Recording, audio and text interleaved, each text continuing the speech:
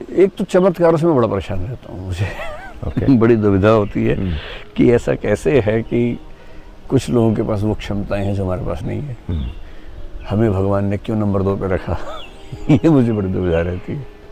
मुझे ध्यान है कि 10-12 साल पहले मैं एक रेस्टोरेंट के बाहर था, तो एक वहाँ जादूगर था, ज़मीन पे चादर बिछाई, मैं ध्यान से देख रहा हूँ, चादर कुछ नहीं नीचे। फिर उसने एक टोकरी निकाली, टोकरी खाली है, सबको दिखाई, टोकरी बंद की, कुछ भी नहीं। उसके 1-2 सेकंड के बाद खोली, अंदर से कबूतर निकला। फिर थोड़ी देर में 2 कबूतर निकले और मैं आंखें फाड़ फाड़ के देख रहा हूँ कि ये क्या हो रहा है, नहीं समझ में आ रहा। तो मुझे बड़ी जिज्ञासा होती थी कि कैसे सब कर लेते हैं। फिर पिछले 3-4 साल में एक नया क्रेज है, मेंटलिज्म उसको बोलते हैं आजकल। Mentalism is a form of magic only. अच्छा।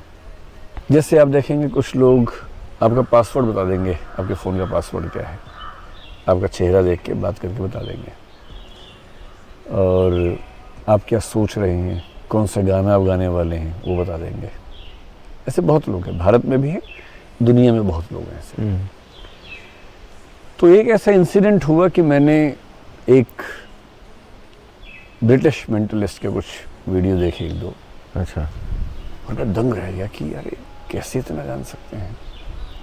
ताश के 52 पत्ते हैं, आप किसी एक पत्ते को छुएंगे वही पत्ता निकलेगा, बाद में आप कितना भी मिक्स कर लीजिए बिना देखे निकाल देंगे। इतना ही नहीं, एक कागज़ है जिस पे कुछ लिखा हुआ है, आप भी देख रहे हैं, सब लोग देख रहे हैं, सबको पढ़ रहा है। फिर वो आपके सिर पे कुछ ऐसे ऐसे करेंगे, उसके बाद बाकी लोग पढ़ पा रहे हैं, आप नहीं पढ़ पा रहे उस कागज़ को, एकदम आपके सामने रखा हुआ है। और फिर 2-3 मिनट के बाद फिर से आपके सिर पे कुछ करेंगे, उसके बाद आप भी पढ़ पा रहे हैं, बाकी सभी पढ़ पा रहे हैं। ऐसा क्यों? तो मुझे पहले तो मैंने ये सोचा कि ज़रूर कोई इसमें सिद्धि होगी ज़रूर, और फिलॉसफी में ऐसा जिक्र भी आता है, कहीं कहीं अष्ट सिद्धि का जिक्र आता है कि जब आप अध्यात्म के रास्ते पे जाते हैं तो बीच में ऐसी अवस्थाएं आती हैं कि आपकी क्षमताएं बढ़ जाती हैं। जैसे न्याय दर्शन में एक शब्द है योगज प्रत्यक्ष, कि जो योगियों को प्रत्यक्ष है। जैसे हमारा परसेप्शन है तो मैं इस दीवार के पीछे नहीं देख सकता हूँ, पर वहाँ ये इमेजिनेशन की गई है कि अगर कोई योगी है तो उसकी क्षमता ये हो सकती है कि वो दीवार के परे भी देख ले। अच्छा, वो हमारे अनुभव का हिस्सा तो है नहीं, हम तो मान ही सकते हैं कि ऐसा होता होगा, और ये सब देख के लगता भी था। 8-10 महीने पहले मैं इतना बेचैन हो गया इस बात से।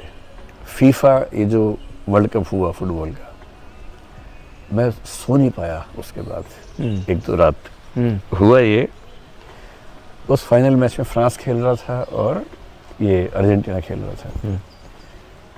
कौन जीतेगा, सारी दुनिया कयास लगा रही थी। अर्जेंटीना जीत जाए, बहुत लोगों के मन में था कि मेसी शायद आखिरी मैच खेल रहा है, आखिरी वर्ल्ड कप जीत जाए। मेसी हमें बड़ा अच्छा लगता है अपने औदात्य की वजह से, अच्छे खिलाड़ी से ज़्यादा डिसेंट होने की वजह से वो बड़ा प्रिय है, मुझे बहुत प्रिय है। तो मैं वैसे फुटबॉल का शौकीन ऐसा हूँ नहीं, लेकिन उस दिन मैंने मैच पूरा देखा। तो मैच में जो हुआ वो तो दुनिया जानती है, पहले बराबर हुआ, फिर एक्स्ट्रा टाइम मिला, फाइनली अर्जेंटीना जीत गया, 4-2 से जीत गया। लेकिन उसी समय एक खास घटना घटी। एक बहुत बड़ा मेंटलिस्ट, शायद वो ब्रिटिश है, वो वीडियो मैं आपको भेजूंगा, आप भी देखिएगा कभी। उसने एक दिन पहले एक बहुत बड़े ग्रुप के सामने कहा कि मैं कल के मैच का रिजल्ट लिख रहा हूँ। एक स्लेट पे उसने लिखा, उसे एनवेलप में बंद किया, उस पे लाख लगा के चिपका दिया, एक और एनवेलप में बंद किया, एकदम पूरा उसको सील पैक करके एक लॉकर में डाल दिया। मैच से एक दिन पहले मैच हुआ, जब मैच हो गया खत्म तो उसको खोला गया सैकड़ों लोगों के सामने, और उस पर क्या लिखा हुआ है कि जो तय समय सीमा है वहां तक दोनों का स्कोर 2-2 रहेगा, उसके बाद अर्जेंटीना एक्स्ट्रा टाइम में 4-2 से जीतेगा। पूरा टेबल बना के लिखा हुआ है। My God. अब ये जब मैंने देखा तो मुझे लगा कि ऐसे जीने का तो कोई मतलब है नहीं, जो धिक्कार। हम जो मैच देख देख के खुश हो रहे हैं और वो पहले से तय हो चुका है। भाई इसमें 2 समस्या हैं, फिलोसफी के स्टूडेंट को इसमें 2 समस्या हैं। पहली बात तो इसको कैसे पता लगा इसका, और मुझे क्यों नहीं पता। दूसरी समस्या इसमें ये है कि अगर इसको एक दिन पहले पता था, यानी एक दिन पहले तय भी हो चुका था, और यदि एक दिन पहले नियति तय कर चुकी थी कि ये स्कोर रहेगा, तो फिर ये मैच हो क्यों रहा था? और हम गधों की तरह क्यों बैठे हुए थे उस मैच में, जब पहले से तय ही तो हम तो कठपुतली हैं, इसका मतलब हम उसमें क्या कर रहे हैं? वाह। मैं इतना बेचैन हुआ कि मैंने अपने कई दोस्तों से पूछा। मैं पहले हिप्नोसिस मैंने सीखा हुआ है। अच्छा। हिप्नोसिस वही है जिसको हम लोग हिप्नोटाइज करना कहते हैं। हिप्नोथेरेपी एक कोर्स होता है जिसमें आप हिप्नोसिस की मदद से किसी के एंजाइटी को, डिप्रेशन को कम कर सकते हैं। मैंने 18-19 की उम्र में शौक में सीखा था। 3 दिन सीखा था, समझने के लिए। मुझे बड़ी जिज्ञासा रहती है इन चीज़ों को लेकर कि क्या है, कैसे होता है। अब जब ये देखा मैंने उस दिन, तो मुझे आत्मधिक्कार जैसी हालत हो गई कि ये तो मज़ा नहीं है। तो मैं नेट पर सर्च किया बहुत ज़्यादा। एक मुझे गुरु मिला जो मेंटलिज्म सिखाता है, तो मैंने उससे पता करवाया। तो उसने कहा कि 5 साल लगेंगे सीखने में। तो मैंने कहा 5 साल अब कहाँ से लाऊंगा, इतना टाइम तो है भी नहीं, मतलब जो टाइम है मैं उसमें कहाँ खर्च करूँगा इतना। फिर मैंने एक दो दोस्तों से और पूछा, ढूंढते ढूंढते एक और गुरु मिले। उनसे मैंने बात, वो जानते थे यूट्यूब की वजह से। तो जब बात हुई तो मैंने कहा देखिए मैं ना बहुत बेचैन हूँ, मुझे परफॉर्मर नहीं बनना है, ना मुझे अपना बिजनेस चमकाना है वहाँ पर, मुझे कुछ नहीं करना है। मुझे अपनी जिज्ञासा संतुष्ट करनी है, और मुझे इस हीन भावना से मुक्ति चाहिए कि मैं इनकी तुलना में हीन मनुष्य क्यों हूँ, ये क्षमता मेरे अंदर क्यों नहीं है। अगर मेडिटेशन करनी चाहिए तो मैं वो करूँगा, मुझे बताओ क्या करना है। कुछ लोगों ने ज्ञान दिया था कि ये माइक्रो एक्सप्रेशंस पढ़ने से होता है। अच्छा। यानी किसी के चेहरे, जैसे मान लीजिए आपका पासवर्ड मान लीजिए 2112 है। अब मैं कहूँगा कि पहला अंक आप सोचिए। अब आप, आपकी आंखें, चेहरा, बहुत माइन्यूटली मैं वो कोडिंग पढ़ लूँगा जिसका मतलब 2 होगा। ओके। तो मैं ये मान के चल रहा था कि इसी तरह से होता होगा। बहुत माइक्रो लेवल पर स्टडी करते हैं चेहरे के भावों को, और आप कितना भी छुपाएंगे। और वो लोग बीच में ये भी कहते हैं कि तुम छुपाने की कोशिश कर रहे हो, छुपाओ मत, सीधा रखो। अच्छा। तो मैं समझता था क्या बात है। फिर खैर एक अध्यापक मिले, तो मैंने उनसे पूछा कि देखिए मेरे सीखने की बड़ी इच्छा है, फीस आप जो कहेंगे मैं पे कर दूंगा, लेकिन मुझे सिखा दीजिए आप। तो वो तैयार हो गए सिखाने के लिए। मैंने अनुमान किया था कि 5 साल नहीं तो शायद 3 साल में सिखा देंगे। मैंने कितना समय लगेगा? बोले 2 दिन। अच्छा। ये क्या बात है यार, वो लोग 5 साल बता रहे हैं, आप 2 दिन कह रहे हैं। बोले सर 2 दिन भी इसलिए कि एक दिन में 3 घंटे सुबह पढ़ना ठीक नहीं है, वरना एक दिन में भी हो सकता है। हम 2 दिन 6 घंटे कुल मिला के पढ़ेंगे, और क्योंकि आपको प्रैक्टिस करनी नहीं है और कहीं जादू करके दिखाना नहीं है। फिर मैंने 2 दिन उनसे अध्ययन किया। अच्छा। 6 घंटे, करीब 40-45 ट्रिक्स जिनको लेकर मैं परेशान था वो भी, और कुछ और भी सीखी। और तब मुझे समझ में आया कि ये सारा का सारा खेल केवल ट्रिक्स का है। अच्छा। प्योर ट्रिक्स है। मेरे घर में जो बच्चे हैं उनको ये भय है कि मैं चेहरा पढ़ लेता हूँ। आजकल वो मेरे सामने बड़ा संभल के रहते हैं कि कहीं ये पढ़ना ले। इस ऑरा को बिल्ड करिए। नहीं, लेकिन मेरा ज़्यादा मन करता है कि मैं गलतफहमियां दूर करने में बड़ी भूमिका निभाऊं।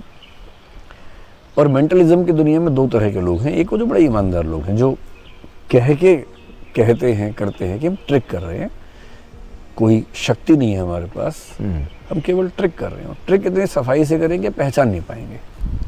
जैसे मेरी एक अच्छी दोस्त है सुहानी शाह, काफ़ी बड़ी मेंटलिस्ट है, बड़ी ईमानदार है, खुल के बोलती है कि भाई हमने सीखा है 30 साल, अभी उसकी उम्र शायद 30 के आसपास होगी, और 7 साल की उम्र से ही कर रही है।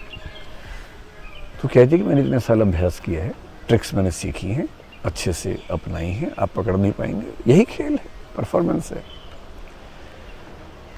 पर कुछ लोग कहते हैं कि नहीं, हमारे पास सिद्धि है, और ऐसी शक्तियाँ हैं जो बाकी मनुष्यों से अलग है। मुझे भरोसा जमता नहीं है, विशेष रूप से ये सब कर लेने के बाद। जैसे हाथ में चम्मच को रखना और आंखों से मोड़ देना, हाथ में चाबी को रखना और देख के उसको घुमा देना, ये सब मैंने किया हुआ है खुद। जी, इतना ही नहीं, और भी बहुत सारी चीज़ें की हुई हैं। और ये सारी चीज़ें इतनी, जब समझ में आता है, इतनी रोचक हैं अब मुझे पता है कि वो मदारी कबूतर कैसे निकाल देता है, ओह, पहले नहीं पता था। अब मुझे पता है। इतना ही नहीं, जैसे जैसे आर्टिफिशियल इंटेलिजेंस आ रही है वैसे वैसे जादू किस लेवल पे जाने वाला है आप सोच के दंग हो जाएंगे। मुझे पता नहीं कि मुझे रिवील करना चाहिए नहीं, क्योंकि कई लोगों की रोजी रोटी का मामला है, इसलिए मैं बचता हूँ रिवील करने से, क्योंकि अब रोजी रोटी है तो है, उस पर क्या कर सकते हैं। लेकिन वो जो इंग्लैंड वाला जादूगर था, मैं आपको उसका एक जादू बताता हूँ जो शायद बहुत इंटरेस्टिंग आपके लिए हो। उसने मैथ से एक दिन पहले स्लेट पे रिजल्ट लिख के लॉकर में रख दिया था, और जब बाद में खोला गया तो रिजल्ट सेम निकला। राइट। पूरी दुनिया पागल हो गई कि ये क्या हुआ। शायद लोगों ने माना कि ज्योतिष विद्या है या कुछ और है, पता नहीं क्या कमाल है। पर जब आपको ये पता लगता है कि दरअसल ये जादू उस स्लेट में है ना कि उस व्यक्ति में है, तो समझ में आता है कि सारा खेल ही खत्म हो गया। अगर आपको ये पता लगे कि वो स्लेट एक इलेक्ट्रॉनिक डिवाइस है, और जब उस जादूगर ने लॉकर में डाला तो उस पर कुछ भी नहीं लिखा हुआ था, और वो एक दूसरे फ़ोन से कनेक्टेड है। Oh my God. और उसमें सॉफ्टवेयर है कि आप उस फ़ोन पे जो भी टाइप करेंगे वो हैंड राइटिंग के फॉर्म में स्लेट पे लिखा जाएगा अपने आप, और मैच ख़त्म होने के बाद वो अपने फ़ोन पे रिज़ल्ट लिखे और वो स्लेट पे छप जाए, और तब स्लेट खोली जाए और देखे कि रिज़ल्ट पहले से लिखा हुआ है।